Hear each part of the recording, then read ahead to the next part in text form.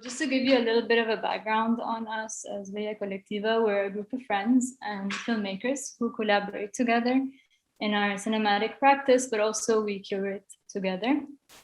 And we came up with this residency called Adrift to create a connection between filmmakers and audiences and other practitioners to create an insight into the visual archive that goes behind the making of a film or video work. And this archive can include anything. It can include texts or images or sounds or recipes. It's really wide ranging, basically just to see what the thinking was behind the film. And all of this was usually available on our website, on the Bahía website, during the residency. So check us out. I also wanted to say that our next resident will be Vika Kirschenbauer, and that will be between November 7 and the 21st. So we would really love to have you there then as well. I'm not going to take too long, so I'm just going to pass it on to Kate to introduce our current residents. Thank you so much, Zaina. I have the pleasure to introduce our current artists in residence, wonderful filmmakers, writers, and educators, Sasha Litvintseva and Beny Wagner. They have been working collaboratively since 2017, and their practice has been driven by questions about thresholds between the body and the surroundings, modes of organizing and perceiving the natural world, and knowledge regimes and power. And Sasha and Beny are based in London. And this program of the films we're showing consists of 4 new films by them, Borderless, Outside Every Rupture, and a demonstration. And while Borderless and a demonstration were made in collaboration by both of them, Outside was made by Beny Wagner on his own, and Every Rupture is the film by Sasha Litvintseva. So please watch them if you haven't yet. I find them very special. And tonight we will concentrate on the process of making a demonstration. Sasha and Beny will show us some materials behind the film and talk about how it came together. And then there will be a Q&A where everyone can ask questions. You can put your questions in the chat and wherever you're watching, Zoom or Eventive, and we will read them to Sasha and Beny. Also feel free to ask questions about any of the films. It doesn't have to be about a demonstration necessarily. Thank you so much, Sasha and Beny, for joining us. We're extremely excited to hear about your process. Hi, everyone watching, and hi to you guys. And once again, thanks a lot to all of you at Bahía for inviting us and for having an idea for this really nice format of sharing work and what goes into the work with people. And thanks for everyone who's watching now and later. So I guess should we share screen? Yeah. Yeah. Can I jump straight into it?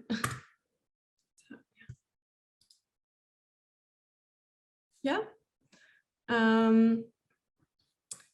So we thought first we'll just say a couple of things about how the film came about and the sort of general themes. We're looking here as the process material in relation to that, the essay that we had written that was published in eFlux, that if you haven't already, we kind of recommend reading. It's pretty good, but mainly because that it'll mean that we don't have to go really deep into the themes and research now, because the stuff exists and we can talk more freely about specifically the process of the making of the film. But when we first kind of started going down the path of this research, it was the first kind of major film project that we'd done together. We'd been working together for about a year at that point and doing kind of lecture performances and smaller kind of commissions, and just trying to like work out what to start working on together, because we were both coming from a place in our own work and research where there was a lot of overlapping themes.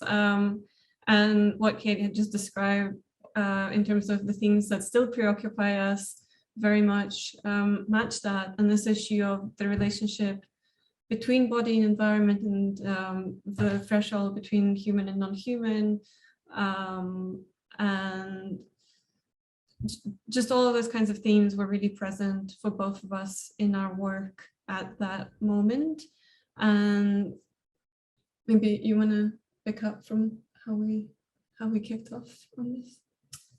Yeah, I mean, I think it kind of this discovery kind of by accident, reading something else about the existence of taxonomies of monsters in early modern science. And yeah, I mean, I was unfamiliar with that before, and so we knew very little, and we knew very little about just early modern science in general. And but it kind of struck us as a kind of curious contradiction that, you know, kind of monstrous beings would be subject to taxonomic structures. And so that was kind of a starting point to begin to start kind of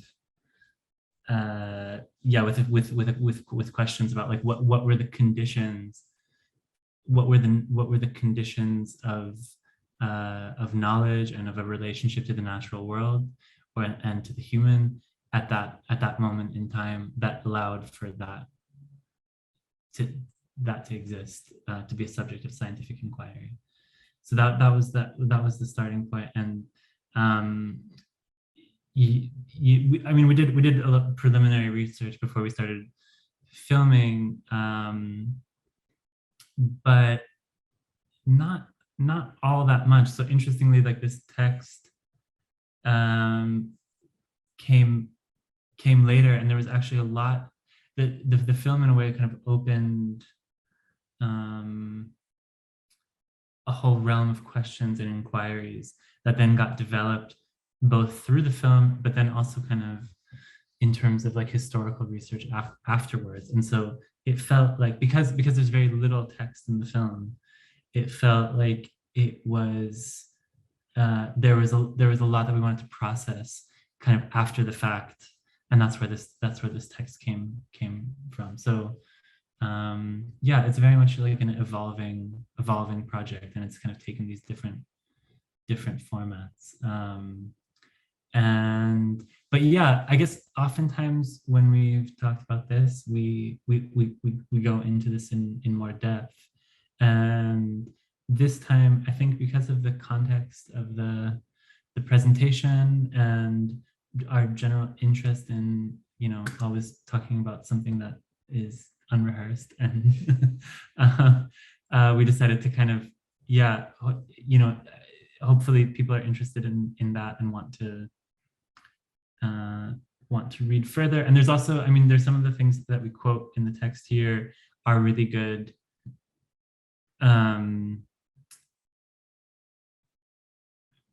prisms in this kind of literature for anyone who's like more interested in like learning about this. Like if you go to the bibliography of this text, there's like a good starting point for learning about these themes.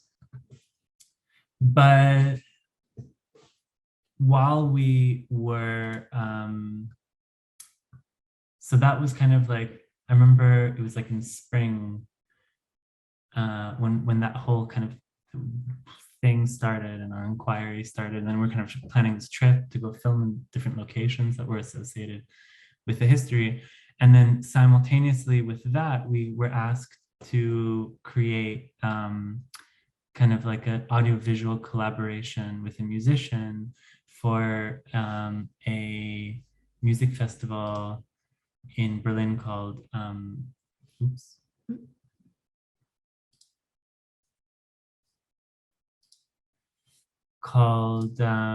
Atonal or Atona. And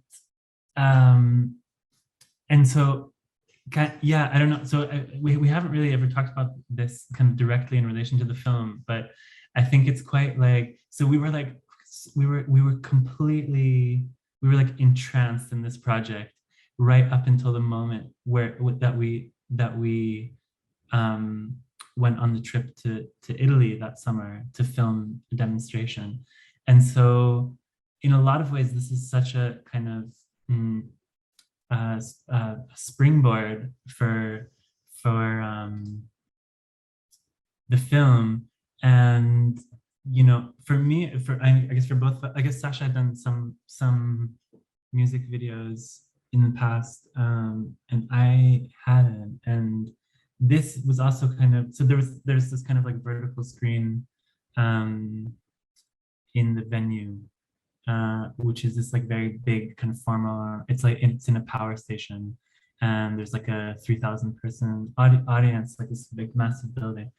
And I think it was really just like a kind of experimental playground for us to just kind of gather footage and edit it to the music, but also very importantly, kind of just create this like sensual experience. And that was also that was so rewarding as a process. And so our whole approach to making demonstration was in that kind of very, very direct way. And so there's kind of a tension in that in demonstration, because on the one hand, our access to this history of early modern science is textual, and it's mediated through the lens of historiography, and so which inevitably creates this kind of distance to the subject matter. And we wanted to approach that not as a kind of historical inquiry or an academic inquiry, or even a theoretical inquiry, so much as a direct physical inquiry. What was really liberating about making this kind of audio-visual piece rather than a film that's research-based and something that we were more familiar with from before, is the way that we understand the films that we make, is that one way or another there is some kind of meaning, right, that you're trying to put across. You can't be completely divorced from meaning as such, from on the one hand trying to generate a particular kind of meaning, and on the other hand trying to avoid generating the meaning that you don't mean, etc., etc. And what was really liberating about this, and in our practice in films, we try and be guided by trying to work with affect rather than symbolism in general also, but nonetheless there's background information that interests us, there's particular kind of positions that we want to take, etc. And what was really liberating with making this was to just kind of, for affect to be both kind of the starting point and the method and the end point, and just like everything being about affect and things not needing to be there for any particular reason other than somehow it felt exciting to us to experiment with a certain way of making an image, and it seemed like it would be an exciting mix with that particular bit of music to experience in this particular sequence of images. And of course, as people commented when we showed this, it was the most narrative type of version of this genre that they'd ever seen, because it was constantly going somewhere. But to us, it felt like the most non-narrative thing that we've ever done, because it was just completely image and affect driven. But we spent the whole summer kind of running around filming things just because, and then editing things in this really granular kind of frame by frame way in relation to all these different rhythms of music. And it was the day after that this was performed that we flew to Italy to shoot the film. And so we were really kind of charged with this energy of filming in this way. And then a lot of the locations in the film are directly relevant to certain historical kind of issues, and we can talk about that later, but some are not. But even the ones that are, we wanted to approach kind of through this lens rather than through the lens of the logic of those spaces and those, because a lot of them have this kind of static museum or historical location or object kind of aura around them, and we wanted them to approach them through this like energy of any kind of image can happen in this space also. I guess so much of the film is about how do you engage with history, and how do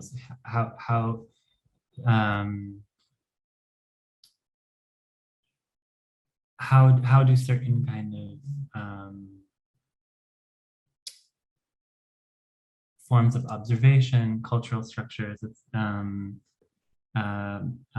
modes of inquiry, modes of power, how are they perpetuated into the future? How do they create the conditions for the future beyond them? But also, how do they have the tendency to kind of recede in a way that feels like intangible? And so much of the film is about kind of the attempt to touch history, whatever that means. Even though we're kind of like immersed in it. So yeah. So I mean, in that sense, it's kind of quite. Yeah, I think there's a kind of like that made hopefully a productive tension in the contradictions that went into making the film. Like on the one hand, being this kind of immersive club environment or festival environment, and on the other, dealing with the history of science. Yeah. What was the next thing? Yeah. Oh, maybe that kind of like, yeah. So in some ways, yeah. So this is like Lady Gaga. Hi, this is Lady Gaga. Thanking her monsters, her fans, kind of like in the way that the BTS have the army. Like, you know, she has the monsters, and I think, you know, the reason why it occurs to me, I guess, you know, it's like the question is like, why are her fans like monsters? Why does she want her fans to be monsters? And there's this kind of like idea, I think, that monsters are kind of, they transgress a certain boundary, and they're kind of different from the norm. But then of course she's kind of one of the biggest global pop stars, and so that relationship I thought was really, it's kind of quite interesting between the center and the periphery. And there's something about that is, you know, we're kind of like looking at the, you know, monsters in pre-modern European in the consciousness, but there's something kind of really like, so I mean, I guess we were interested, right? Like, why are monsters like this central object of inquiry in early modern science? And yeah, so I guess it's just kind of this kind of something that is maintained about the relationship between the center and the periphery. Monsters are always kind of, they inversely give form to the supposed norm. Something is monstrous because it departs from the norm. So any instance of a monster is always an affirmation of what is not a monster. And so there's something kind of like, you know, in a way, Lady Gaga continues that vibe. Yeah, I'm gonna start with the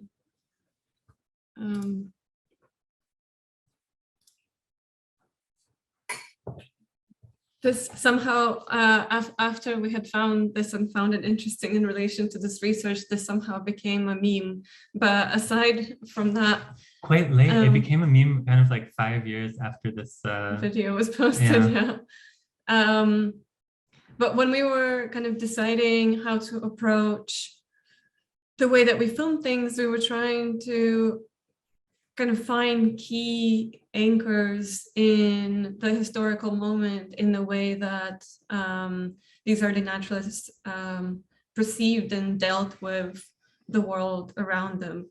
And one thing that we found really interesting is that most of the people who were there early, kind of present and participating in the birth of natural history, were trained as surgeons and physicians, and that the push to kind of cut up and examine the human body in great detail was contemporaneous, and in some cases done by the very same people as the push to kind of classify and divide all the different entities in the natural world.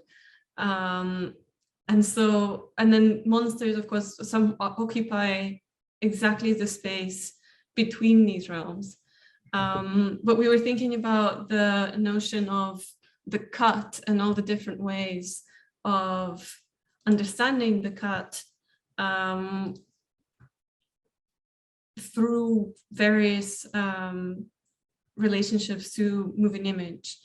And in our film, we try to kind of think of, you know, what a cut in time might mean, or what a cut in space might mean on screen. Of course, the cuts between shots, right? The cut in terms of editing is a really key cinematic tool, the key cinematic tool. But then thinking of it in other ways as well, like this kind of sci-fi video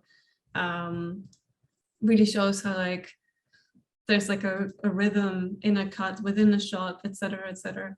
And then this is a project, a video from which appears at the very end of our film, which is the only bit of found material in the film, and also kind of the most kind of contemporary manifestation of this issue of the cut. And often people think that this kind of body that appears at the end of the film is a digital animation and therefore somehow completely immaterial, but it's in fact an animation of a physical human body that was cut into slices of 1 millimeter thick, and each one of those were scanned and then they were animated in that really physical kind of classic sense of animation.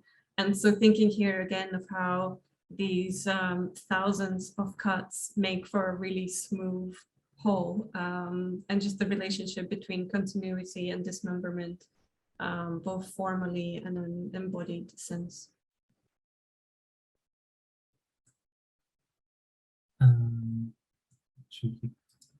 Well, I think that's yeah, it's kind of a crazy project.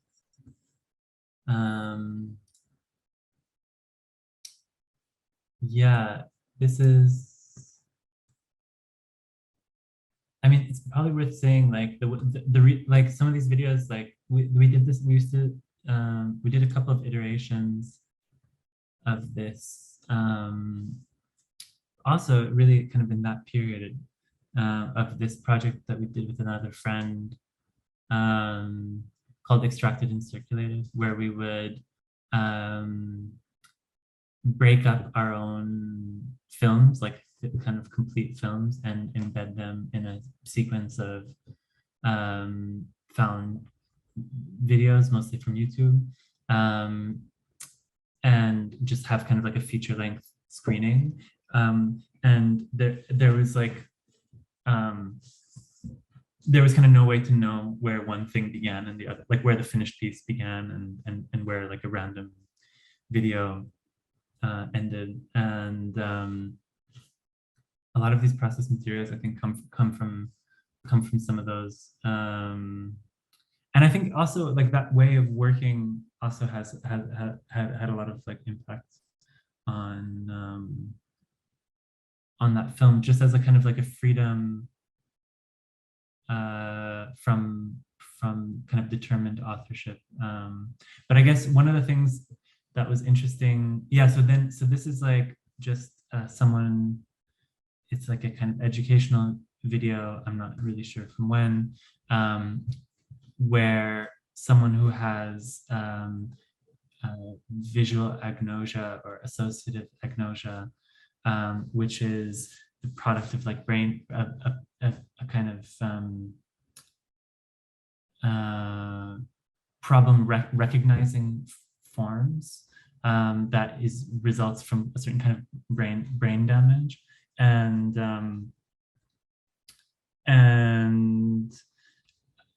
you know, so the person is kind of saying, you know, is like, you know, she'll show him a pencil and he understands that it's like a shape.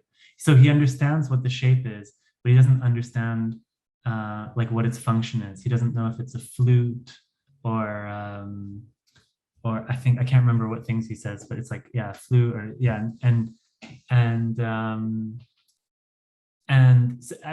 then I guess what's interesting about this video to me is that it's been degraded so much over time that as a viewer too, I also can't see what she's holding up. So there's this like interesting relationship, I think, to form and entropy and language and identification that are specific to their time. And of course, there's degrees of that. So, you know, there are certain things that are very consistent over the course of history, but there's also many things that are very much contained within the particular language, media, technology conditions of their moment. And the reason that this is relevant to demonstration is because one of the things we were kind of interested in reading about early modern science is that a lot of kind of scientific facts were generated through methods of visual association. So there was like this sense of like, if something is similar to something else in the world, then they must be related. And because it was still like science was still very much connected to religion, there was a sense that God had created the world the way he had, and he had left these clues for people. And a particularly shrewd mind at the time, a gifted, you know, mind would be able to uncover all those clues God had left behind. Something we call conspiracy theory today, or all kinds of other delusional conditions. But this was the kind of fundamental, you know, one of the fundamental, you know, this is of course kind of the Enlightenment and scientific revolution.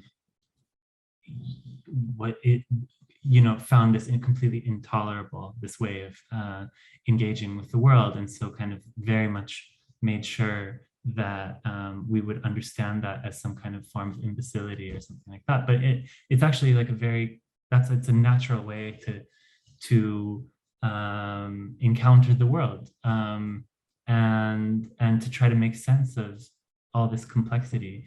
And of course, it's a very fundamental aspect of film that we place things next to each other that may or may not have meaning. And we create, because the mind is so desperate to make sense of things, it's working over. I mean, this is like the fascinating thing about making films, is that like, you know, how active viewers are. They're doing so much work. And so, and not necessarily because they need to know what your film is, but because they need to know where they are. And so, and that's like a kind of like a fundamental relation of creating a world in a film. And, you know, so, and of course, that's like one of the most powerful, like ideological, that's why film is such a powerful ideological tool, because you can kind of create sequences of meaning that may or may not have a relationship to truth, but it's also something that kind of creates beauty and destabilizes meaning in the world, allows you to kind of create new poetic meanings and stuff like that. So that was like a big big aspect of kind of the underlying approach for demonstration, was to use that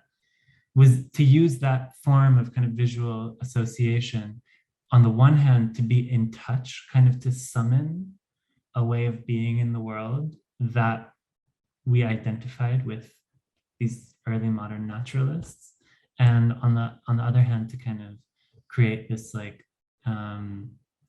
perceptual tapestry. And I think one of the things, like we really didn't, we just filmed a lot of stuff when we went on this trip, and we went to like maybe 10 different locations in Italy, and we just filmed as much as we could while we were there, and without really, there were threads that began emerging, and we'd write down some notes and be like, maybe this will go well with this, or this is a nice like rhythm structure or something, but they were very provisional. And then when we got back, we just had all this footage, and the first thing we did was kind of make this mood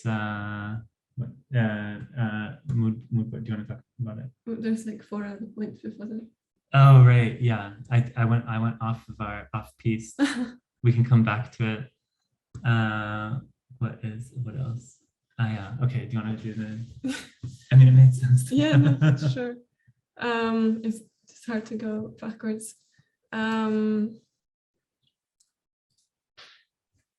Because just also like relevantly to this issue of thinking that one thing might be like another and that should mean something. Whereas somehow this early film here really kind of engages with and kind of having discovered certain properties of the way that the film medium works and the way that you can bring different objects and the states of these objects in different at different times appear to be in the same time and make things be in physical relation with each other when they were actually completely separate in the world itself, and how there's something inherent to the medium of film that's really able to perform this kind of logic that felt to be central in that early modern moment of finding these like really concrete relations between really distinct entities. And there's something about the way that film works and editing works that has that really kind of at the core.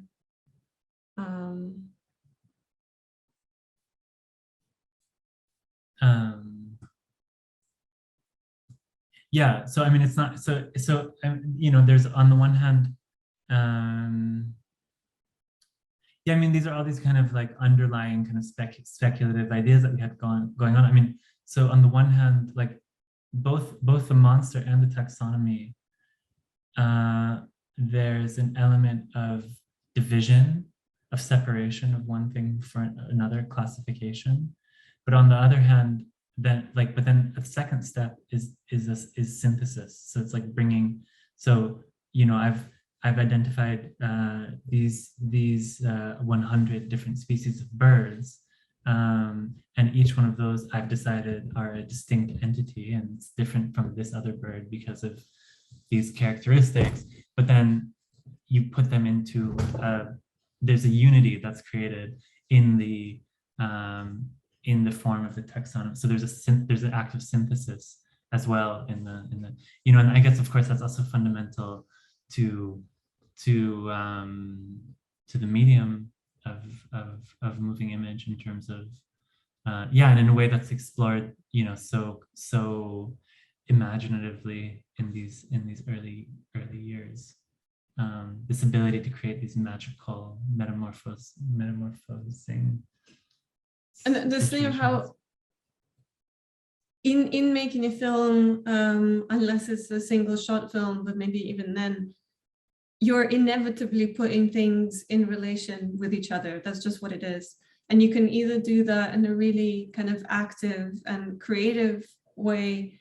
You can do it in an ideologically manipulative way. You could do it in a way that just kind of straightforwardly tries to be in service of the narrative story. But you're always doing that. So we were really trying to think of like, how can we use the medium to put things in relation to each other in a way that could echo the logic of this kind of moment that we were researching.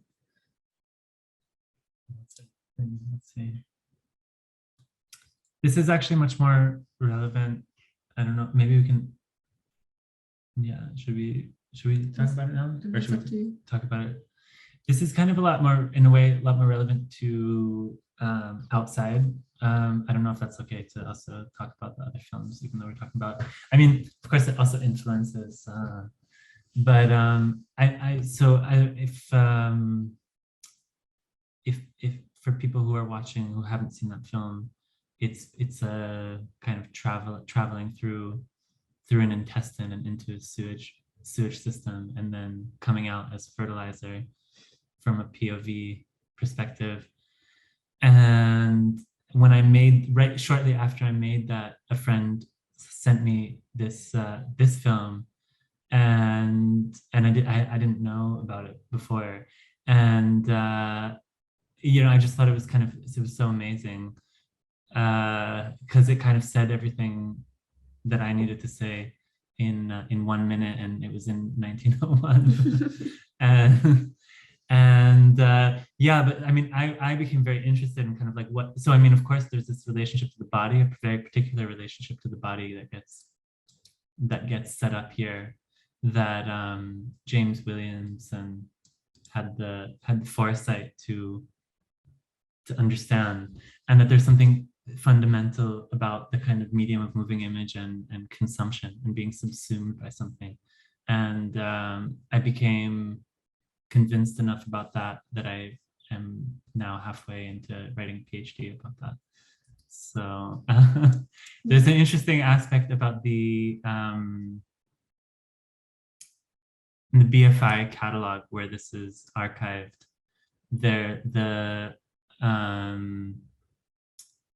I don't know who writes the copy for the catalogs, but there's this very kind of snarky entry to this, where he's kind of 100 years after the fact, kind of giving him advice on film continuity, and he says it's an absolutely amazing film, but the only problem is he should have stopped it here. And this breaks the illusion, and it does. So it doesn't. There's something that doesn't. And it took me like, I don't know how many times I watched this to kind of actually unpick the problem with this, because so we're the camera is our eye, right? But then the camera plus the cameraman are swallowed, they disappear. And then somehow we're out again. Like, so, right? So it's true that it doesn't kind of make sense, but I think what I disagree that this is a kind of like a primitive relationship to cinema as this archivist, snarky archivist thought, because I actually think that there's like this and I think it's actually I'm now bringing it back to demonstration, which is that there is the kind of a particular power of moving image that I'm interested in dealing with is the ability to create these completely immersive states, this complete continuity between your experience in your body in a particular space and this whatever it might be on screen. Just how powerful that immersion can be, but at the same time destabilizing that and engaging with that politically, engaging with it formally, philosophically. So using both sides of the coin, you know, it's like it's, I guess in the past, you know, people have felt the need to choose one side or the other, kind of like, you know, either you make films that are completely immersive, or they're very, or well, I'm making kind of like a total a stereotype that probably never existed, but it seems like there is kind of a tension between those, and I'm really into kind of like dealing with both sides of that coin, and demonstration very much deals with both sides of that coin. And then we were here. And so when we went to shoot, we were trying to think of ways to animate all these different kind of historical spaces. And so, for example, this kind of still here at the bottom, this was shot, and here's, I think, yeah, a clear image of that space. This was the first anatomical theater where, you know, they used to cut up bodies with an audience observing, and we'd been there before, and we knew that we'd agreed an hour early in the morning where we could come and film there. And we were trying to think of, you know, what to do in this completely kind of perfectly kind of cubical wooden space with this marble block in the middle, and how can you shoot that? And somehow we just had the sense of, because it has such perfect angles, we were like, okay, well, we just kind of need to go like pow, pow, pow, pow, pow all around. But then what if it also went like this? And it was this really kind of, this kind of really specific and really chaotic vision that just like made complete sense. And because we were really limited on time, and we got there and we got all these angular shots, and then we just started kind of, I don't know, just like spinning in all kinds of like directions and upside down with the camera. And we were trying to imagine if someone who works there was watching us on the CCTV or something, would probably think that we were maniacs. And in the end, the only footage that we actually use in the film of that space are all these really fast moving shots that are kind of going around these different architectural elements, or just kind of spinning on themselves. And I guess we're trying to some extent to imagine the experience of someone kind of like being laid down on this table, even though it would be a cadaver, but also generating, there's a moment where the camera kind of goes around this balustrade and there's these constant cuts to black where they pass in front. And it was just like another way of thinking of what a cut is, and how it's not necessarily a cut into anything. It's just certain kinds of interferences with light as well that are generated by aspects of a particular space in relation to a particular movement. Or for example, from this really incredible museum of all these different items, the only shot that we ended up using is this one here, where there was this one display case that had a faulty light that was flickering. And so we did this kind of really close-up tracking shot of all the different things in the shelves there, and that ended up being the only thing from that space. And so just trying to search either for things in the environment itself that disrupt its really kind of neutral presentation style, or trying to find ways to kind of inhabit it through motion that does that. Yeah, I mean, I think it's so good. Like, I think throughout the whole time, we're really guided by what we found. Like we didn't really have preconceptions about like what we were going to shoot, other than knowing that it would be in a certain space, but we didn't, you know, there was a lot of like naivety that went into the making of it. And I think we were kind of discovering things, we were learning as we were progressing, and we would kind of come somewhere, see what was there, and react kind of spontaneously to how to film it, basically. Yeah, I think that's kind of from these. And I guess on editing, we can say a few things as well with the storyboard.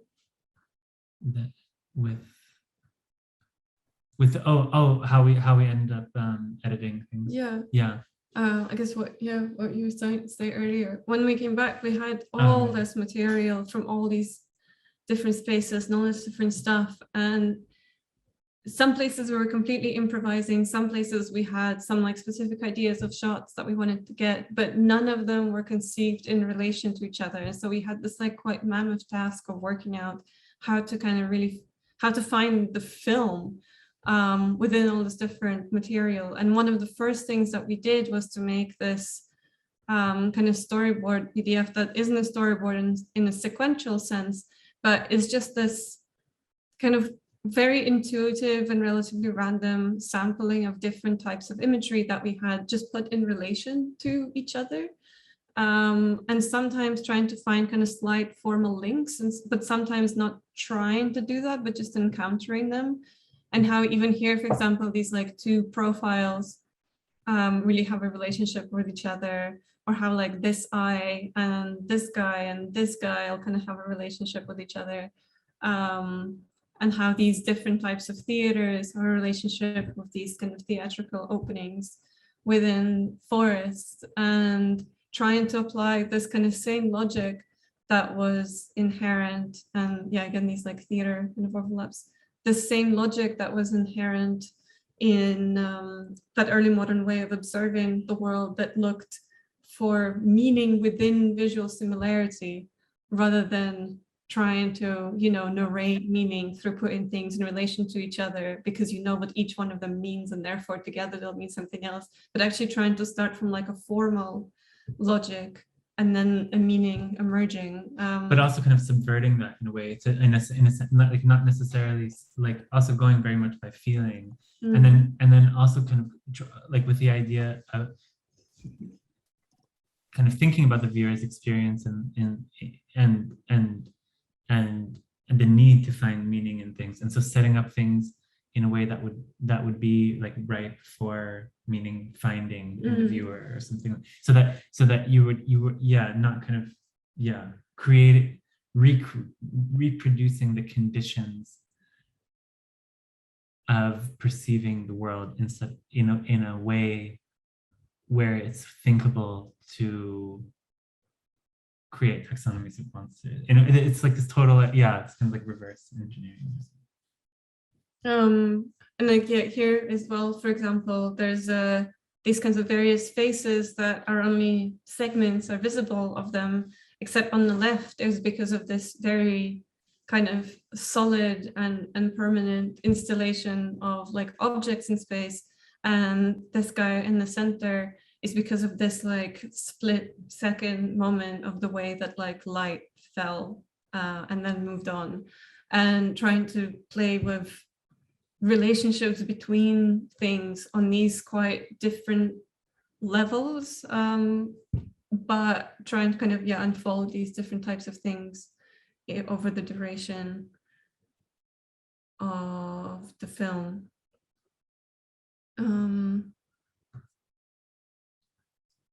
Yeah, I think that's like pretty good, I think, for what we have to say.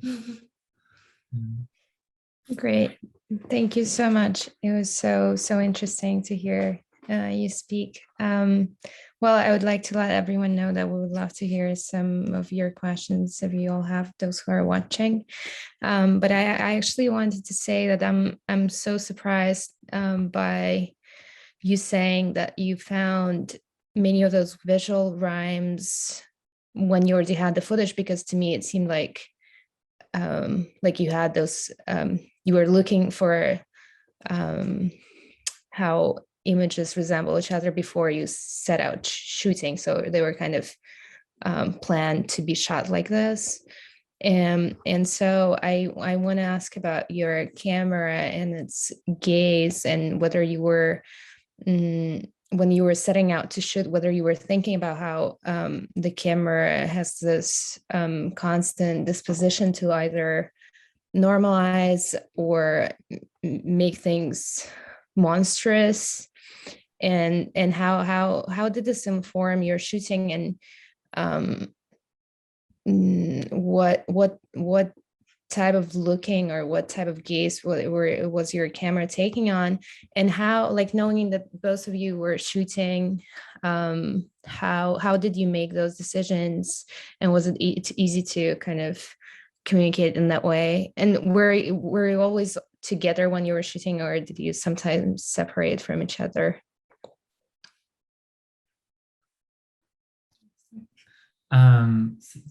I guess yeah, we were always together. It's a pretty like symbiotic process. People ask that sometimes, like the editing is like every part of it is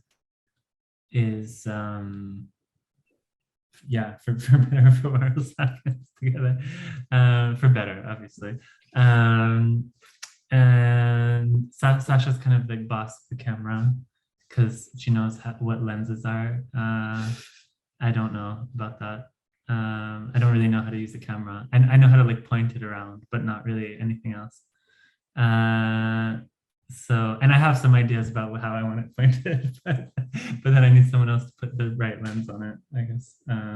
Yeah, so we would like discuss what we want things to look like, and if we're in just an environment where things are going on, then, you know, either one of us might notice something, but most of the time I'd be actually operating.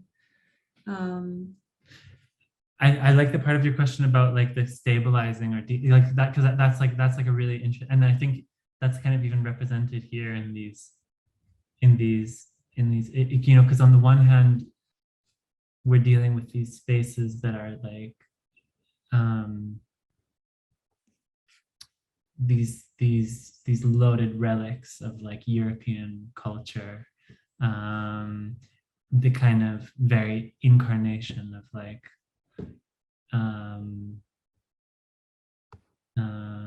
the state and the organization of the natural world, or like, you know, in this kind of library as well, and in here. And I think in a way, I think we were looking, you know, I think in an image like this, for example, and in a place like that, like this is in Florence, in La Specola, where they have various taxidermied animals, but then also these anatomical wax figures that they're a bit after the time period that we were looking at, but were relevant visually to kind of the things that we wanted to show. And you know, they would use sometimes like dozens of dead bodies. They didn't have cooling systems or anything to make one wax figure like this, kind of semi-accurately. And you know, on the one hand, you have this aspect of technical knowledge and culture and a certain paradigm of order that goes into even the possibility of making something like this. And then on the other hand, you have this just quite grotesque, I don't know, in a way it seems to unravel as well for me, kind of a cut up body kind of to me feels like the inverse of stable control of culture. So yeah, we were looking at, I think we were, the whole time that we were there, we were searching for points of tension between that, and I wouldn't have articulated it probably in that way at the time, but I think intuitively that's what, and I think that's kind of, and that's also like the taxonomy on the one hand and the monster on the other. But exactly that, there's something in the medium that both has a relationship to taxonomizing and has a relationship to monstrosity, just kind of a priori, regardless what you point your camera at. Like those opposing impulses are somehow inherent to this act of, you know, extracting something from the world into this image realm. The image realm can also make it strange. Yeah. I was, in regards to camera work and imagery, I was also thinking about this strobing light. And in the tonal video, you actually have the same kind of tool at some point. And I was thinking about how it also dissects the image in a way that you were talking about in the text, but then it also creates some space for monsters to arise kind of in this theater of imagination, not having enough information.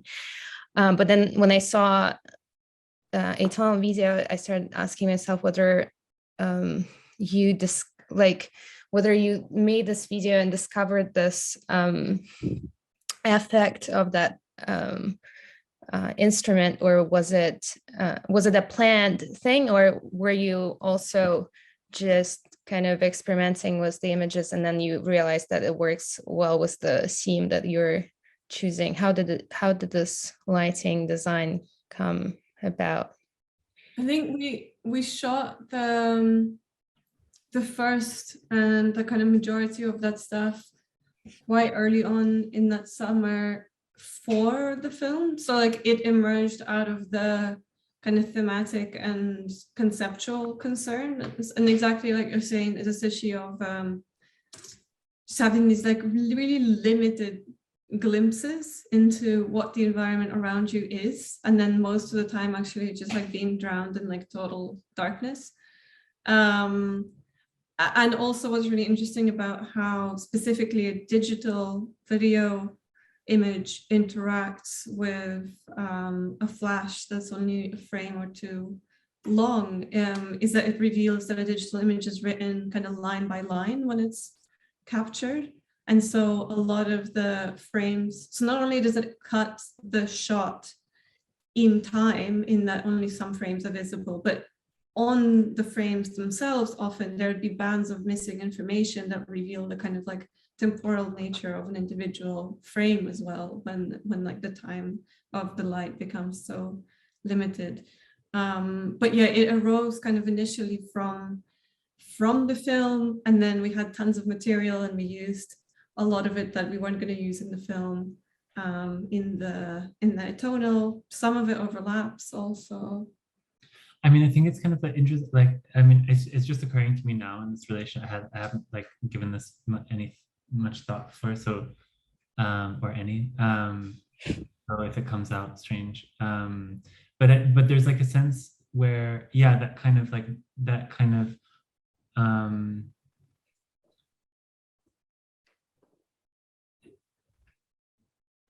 how limited any, like, I guess we were using it because we were thinking, there's always this provisional nature to how much we can know about anything, and we can kind of grab something and create some kind of sense of knowing it, but that's always kind of, there's this void around that. And I think that's an interest in early science is kind of always an interest in the current moment, and in a moment that feels that like we know quite a lot, and what are the limitations of that, and what are we going to discover that renders everything we know now so provisional and stuff like that. And but of course there's a lot of differences. It's not just like one line, but it just occurred to me that a club that in the way that we know it, our generation knows it, is kind of like a deliberate attempt, is like in a world where we're very convinced that we know everything that goes on from a micro to macro scale. It seems that still there's this need to create a constructed environment where you can't see your own body or the body of your neighbors, and that all kinds of surprising things might happen. And we deliberately create this kind of thing because we need that experience in a way. And there's some kind of like inverse of it that wasn't, I mean, that's not like what we were planning to do at the time, but yeah, because it's like, and like Sasha was saying, like that was actually the first idea we had for the film, was that forest sequence. And then when we started working on the atonal thing, we then made more stuff like that because it just worked well in that setting as well. Mm-hmm. I guess something in terms of like the club stuff, there's some kind of idea about thinking of, because there's all these like, wax anatomical models that we were thinking of as cutting the body in space. And then in the club scene, and the way that we like edited down even to like these really momentary appearances, it's like cutting the body in time, and they happen right next to each other in the film. But then also there's something that the club sequence kind of does that's related to what you're saying, even if we didn't articulate it in that way. That's just like the kind of incongruous intensity of it just creates a particular relationship to one's own body when watching, etc., that we wanted to get at in a way that isn't, it's not like narrative or meaning specific. Like you can't, it's not to be made sense of, it's just like something that you experience. Mm-hmm. I heard that we have some questions. Does someone want to read them? Yeah, we have 3 questions in the chat right now. We have one from Dana. The sound in this piece is superb. Is there such a thing as the monstrous in sound? Is sound talked about in the early text on monsters? Can you talk about how you use sound? That's a really nice question. No one has, we have talked about sound, but no one has ever asked about what a monstrous sound is. And I'm surprised it hasn't occurred before, because it's a great question. We don't talk about that in the text, I don't think. Well, we talk a little bit about rhythm and about and so that's like, I guess, different, but there is this kind of relationship to rhythm in the text. The sound, there were a couple of stages. One was like pretty early on in the editing process. We came across these pieces by Andrew Bernstein, which are like very prominent. It's like the first track, and then somewhere in the middle, another track of his comes, which is like this very repetitive and slightly distorted and like looped saxophone sound. And he is he does all this kind of like breath training. It's like it's very, very difficult physically to use the instrument in that way. And I guess what really appealed to us was I guess just on impact was kind of the drama of it. But also that there was this, you can kind of feel that it's coming from the breath, and the breath is this kind of this thing that's in that it's that this passage from inside the body to outside the body, and that's this kind of like repetitive stream. That was.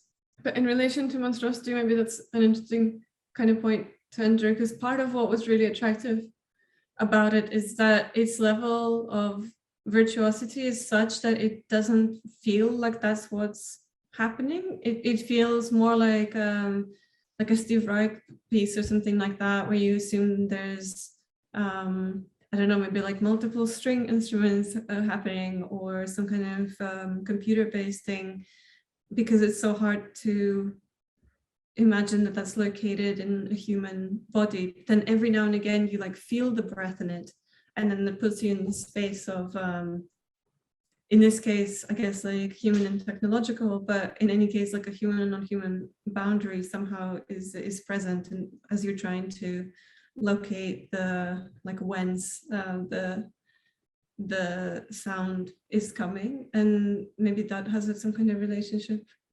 to the monstrous as occupying multiple kind of positions in relation to the body. But then most of the sound Beny made. Yeah, I had never. I taught myself how to use Ableton to make some tracks, because I had kind of wanted to generate. I'd always been using found sound before, but I found that kind of like limiting, and so yeah, it's very like amateurish usage of this. Software, and I've since kind of gotten really into making sounds,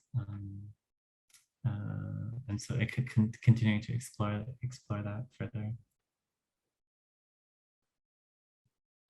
Great. The other question we have is from Georgie, and it's 2 questions. I'll read both to you guys, and then you can answer. Thank you, Sasha and Beny, for your work. I have a question for Sasha first. I saw 2 of your films, Exile Exotic, Every Rupture, and I know that maybe it is not much to dive into conversation, and digital forms, which appeared not to be digital actually, but some sort of overlay, appeared in this one. What is it for you to allow such a thing in your usual static and kind of documentary view, according to those 2 films I've seen? So that's the first question. Do you want to respond, and then I'll read the other? I guess one of them, well, Exile Exotic is from 2015. And so my kind of approach to, I mean, both like themes and also kind of formal approaches have really shifted over time, and in our collaboration also approach to kind of camera and movement, etc., has shifted a lot. But every rupture I made during lockdown and the pandemic, but it was all from footage that I had from before, just things that I filmed in like various situations, that some of them that I thought would be a film and never quite came together, and some were just like kind of incidental to making something else. Exile Exotic being one of those things, actually. And all of it like from a number of years ago. And so it was actually material that I shot according to a different kind of way of working that I had in the past, but then re-encountering and reimagining it in this kind of new situation, and finding these different new ways of animating those images through repetition and mirroring and adding movement or bringing details out into the foreground, etc. And kind of, yeah. Okay, and the second one is for both of you. In some places, camera is static, in others follows a clear trajectory. And in some places we feel a person with the camera through stepping and camera moving up and down. How important was it to give the camera movement? Same with the sound, it changes with dynamicism of moving. Important in the way to show monstrosity, maybe, or maybe there, or anything else.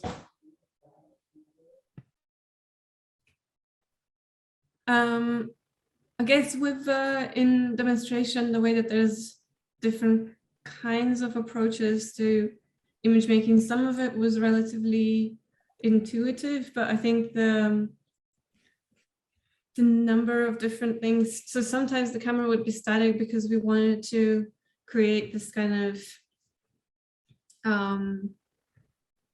like moment of encountering this like thing, particularly if it's something that like presents itself in some kind of way to the eye. But then sometimes the handheld stuff was really about kind of touching and tracing the forms of different objects. And they're just like different ways of drawing attention to shapes, I guess. I don't know, I'm just like making this up now. I don't know if this makes sense. Or if... Yeah, I mean, I think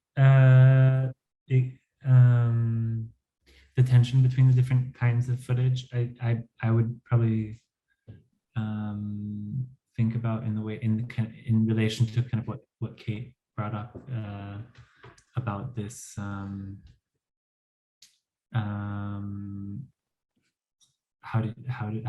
I can't remember exactly how you put it, like the I remember it as normalizing and making strange, but you making monstrous, or normalizing. Yeah, so yeah, and I think that's kind of like the different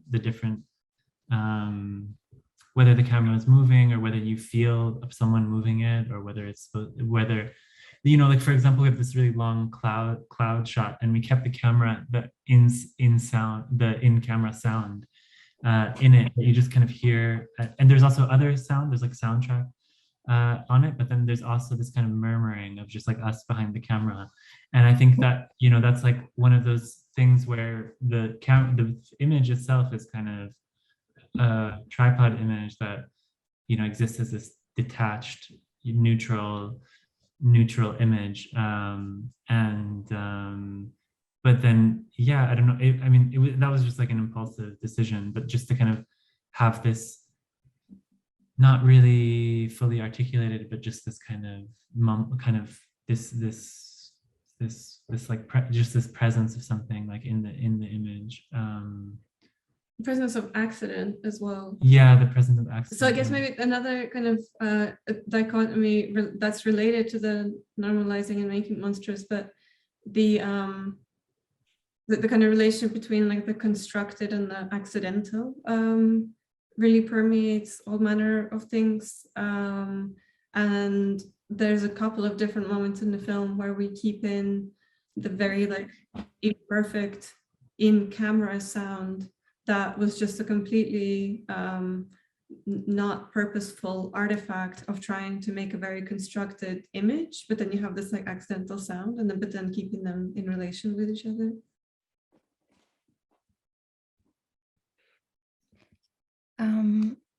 Are there any other questions now? Not yet, not right now. Well, I really love the text that you wrote, Monsters Medium. I was just so amazed by it. And I wanted to ask you to talk about how so when does the need for filming come for you, and when does the need for writing come for you, and why did you have the urge to write this text after you already filmed? And then I haven't read the book. Like at the very bottom of the of our page was your materials. You have this book called All Thoughts Fly, and do you want to tell us a little bit about it as well? I guess the book is a slightly longer. It's centered on the essay, which is a little longer version of this, the essay that was published, and then it kind of combines that with a kind of a new like assemblage of images that kind of creates a different kind of narrative. Yeah, so it just like kind of combines those two things. And yeah, when does the urge? Yeah, I mean, I don't know. Sometimes I think when we made this project, it seemed a bit more straightforward, like because I was quite happy with like the order that things happened, and it was like, oh, this is like a good model for working. Let's always do this. And then like the next film that we did now is like, I kind of in a way there was so much writing that went into making the actual film, because there's a script in it, and this is a new one that hasn't premiered yet. And so I can't imagine really writing like an essay like this afterwards, because it kind of like happened already. But I think in this, we feel, I mean, it's very natural for us to go like really deep into research and conceptual concerns and to have like very particular positions and interests. But we also kind of feel really strongly that we want the films to like work as films, and to not try and fit all this information that we find interesting into the body of the film itself, if that's not the type of film that it needs to be. And so with the demonstration, we felt like it really needed to be not a film like that. Exactly because of the subject matter, it needed to not try and narrate a history or even to like in any way appear to be doing that, but to go, you know, and the hardest thing about the film in general was to work out how much and in what way to give some information to like anchor the prism through which to experience kind of like the rest of the audiovisual experience that the film provides. And we wanted that to be as kind of minimal as possible, to then give room to the viewer to just have that experience of trying to make meaning and trying to make connections between things, etc. And so with that film, we felt really strongly that we don't want to try and cram all this stuff in there, but then the stuff existed and it kept kind of developing, and our thinking around it kept developing. And because we both, you know, have like a writing and research practice as well, it felt natural that that we wanted to write about it, to manifest this work that we had kind of done and these like thoughts that had taken place. And so yeah, in this project, it felt very, very clear what kind of content merited what kind of medium. It was kind of lingering the whole time after we made the film, like, and then yeah, I mean, it's kind of like modular, the text, and that corresponds roughly to these kind of like bubbles that had arisen afterwards that we kind of kept returning to, and that kept but then also, like I said, like a lot of information was added afterwards. Like there's a lot of really crucial, like, you know, I think understanding what was at stake in this particular period in early modern science, like what was actually equally important was to understand what the departure from that was and what was at stake in the scientific revolution, and why the scientific revolution needed to kill these monsters and completely dissociate itself from them.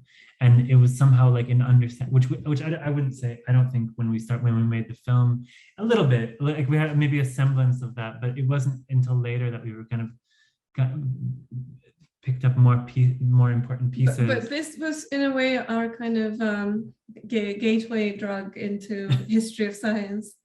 And then from there, we got quite immersed in all various kind of episodes in that, either just through like interest or through our most recent film and then in your research.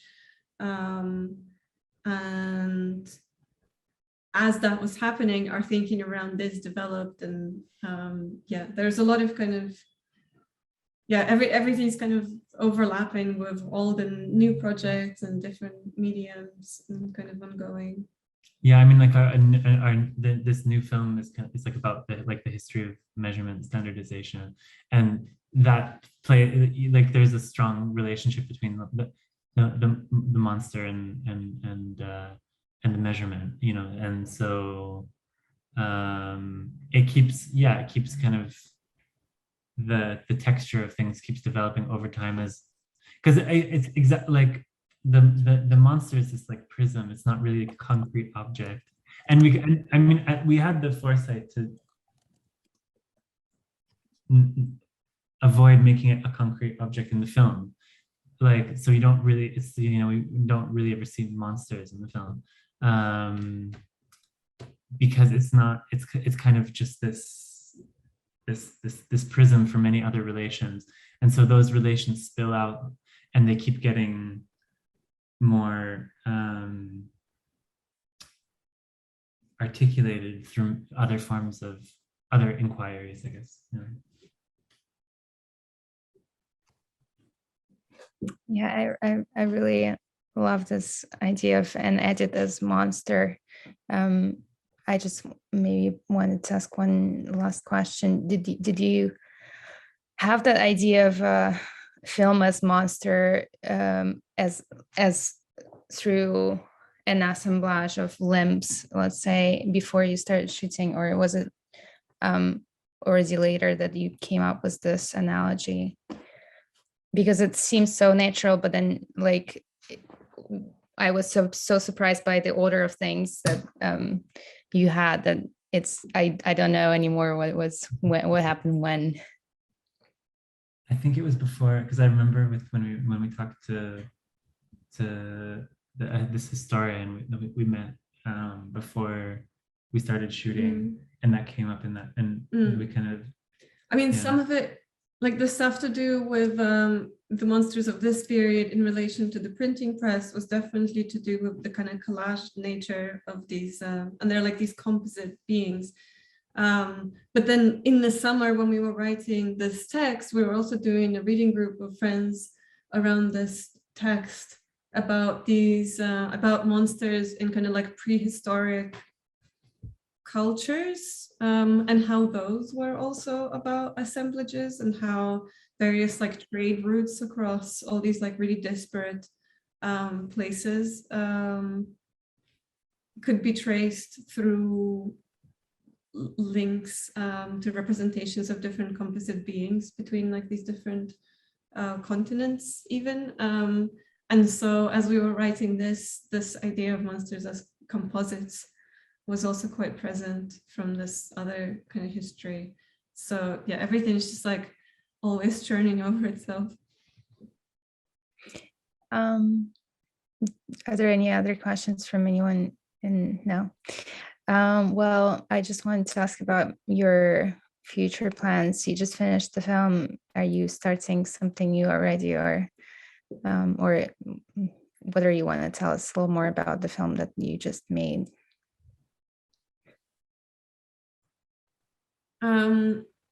Well, the film that we just finished is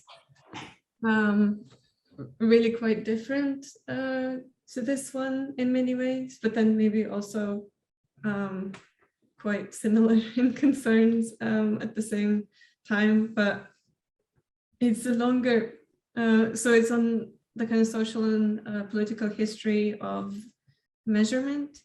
And it also experiments with quite a lot of different kind of technological approaches to making cinematic images, from kind of point cloud animation to 360 camera, but also period costume and actors and voiceover script. And so quite a lot of new things for us. And yeah, we finished it really very recently, and we're yet to like experience it with people. And it really always feels like when you actually start showing something, you start to understand like what you've done. But maybe you want to say about the future, or I mean, in this case, it was kind of an inverted process as well, because we have kind of, in order to get,